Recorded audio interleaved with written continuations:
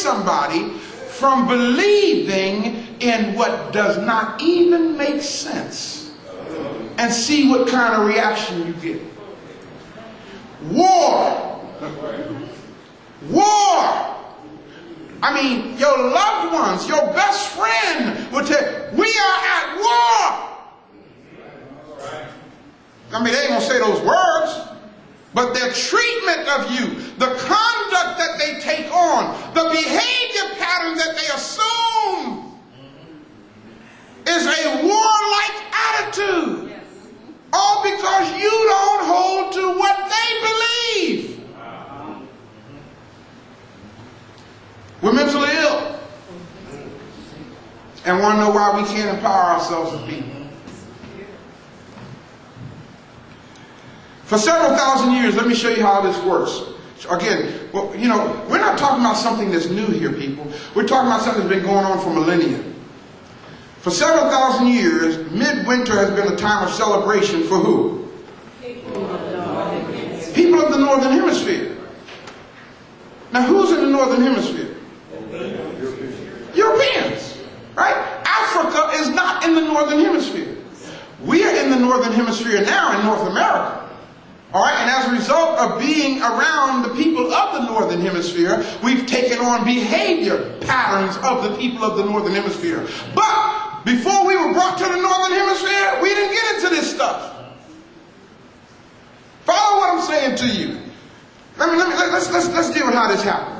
See this in your mind. See this in your mind. Oh man. Here you have somebody up in Germany, Scandinavia, Greenland, Iceland, whatever. Okay? London. All that's Northern Hemisphere. And this thing in the sky called the sun, that during the month of June and July and August is just so great and wonderful. It's giving us all this energy. Okay? We all are having a great time. We're all out swimming and badminton. That's what it's called, badminton? Badminton, you know, and skinny dipping and all that kind of stuff. You know, we just having a good time because this thing in the sky is giving us all this warmth and heat. Okay, but then starting around October, this thing in the sky starts moving seemingly further away. And the days are getting shorter. Y'all grabbing this? Because, you know, the equinox, you know, the earth turning on its axis, the sun kind of moves further south. It seems like it does, okay? But the people who are ignorant, don't know what's really going on, think that this life-giving thing in the sky is leaving us. Because each day, the days get shorter and shorter and shorter and shorter, and it's starting to get colder and colder and colder and colder, and the nights are getting longer and longer and longer. So these ignorant people in the Northern Hemisphere several thousands of years ago that, oh my God, we're going to die. Because the thing that gives us life is leaving. Am I making sense, y'all? Okay, and it keeps moving south, further south, further south, till the nights get real long, and it gets real cold. And it gets so cold that even during the day, it's not out long enough to heat the earth back up for them. So they're living in a cold environment, and it gets dark, and they feel sleepy. Oh God, what are we going to do? And then on December 22nd,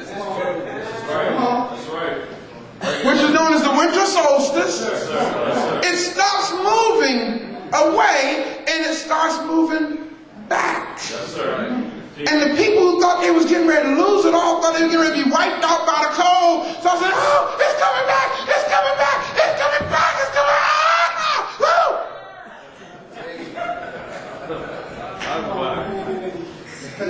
So they start celebrating the fact that the sun, or God's Son, is returning.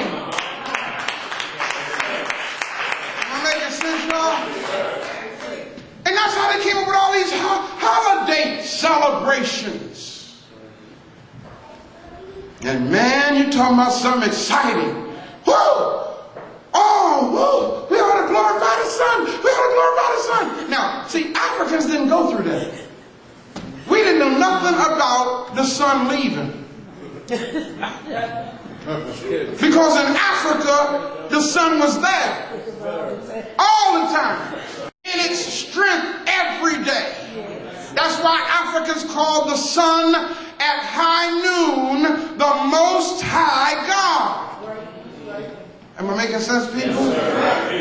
So this whole stuff of celebrating the birth of the sun, that's not an African practice. We didn't worry about the sun leaving us. We are people of the sun.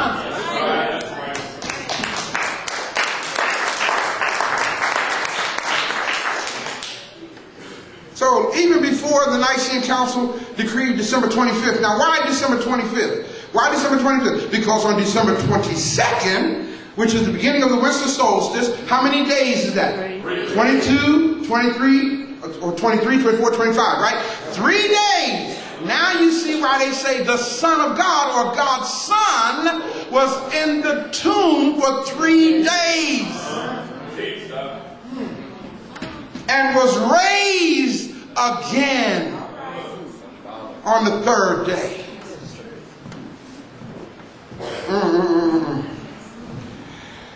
December 25th was the day of celebrating the birth of their Romanized virgin-born baby Jesus. People of the world rejoiced when the winter solstice arrived on December 22nd. Why? Because it brought extra daylight, because God's Son brought light and heat to the world. The Norse people of Scandinavia had a 12-day Yule celebration that began on December 21st. And their tribute was for what? For the return of the sun. Again, okay, and they call that Yuletide. Okay, so black folk who got Yuletide celebrations going on, get that mess out your house. You don't need a Yule log. But again, if you don't know this, you adopt the practice of the people of the Northern Hemisphere. Y'all follow what I'm saying? You take on their ways, you take on their belief system, you take on their false spirituality and want to know why you don't have power. Yes, right. In Rome, they celebrated Saturnalia. The holiday celebrating Saturn took place in the week leading up to the winter solstice. The Romans would drink and feast. Check this out, y'all. They would even release their slaves. Allowed them to act like they were masters. You know why? Because they felt the world was coming to an end anyway. So let them out of jail. Okay? Let the peasants be in charge for a moment. Let them, before we all die, let them see what it's like. That's some deep stuff. You let the prisoners out of jail thinking it's all about to come to an end and find out the sun is coming back. Oh, we done let them out of jail now. We done dressed the peasants up in fine clothes, thinking that, you know, we all getting ready to die. Now the sun coming back. I want my clothes back. It was also during the winter solstice that the Romans observed Juvenalia, where we get the word juvenile from. The feast of celebrating children. And it's from this Roman celebration, this Roman pagan practice, that you, black folks, some of y'all, in spite of what I'm saying, you still gonna go do it. Gonna go out and buy a Christmas tree and have your child waking up, coming, running up under the tree early in the morning to see what's under there. Practicing this stuff that comes from Roman paganism. And the adults celebrated Mithra, the god of the sun, on December 25th. The Bible does not give a specific date for Jesus' birth. I wonder why. Think about it. Y'all should go ask some of your family members. What day does the Bible say Jesus was born on? Tell them if they find it for you, you'll buy them a car. The Bible doesn't give a specific date for Jesus' birth, so guess what? Pope Julius I, who was the vicar from 337 to 352, decided that December 25th should be the day of Jesus' birth.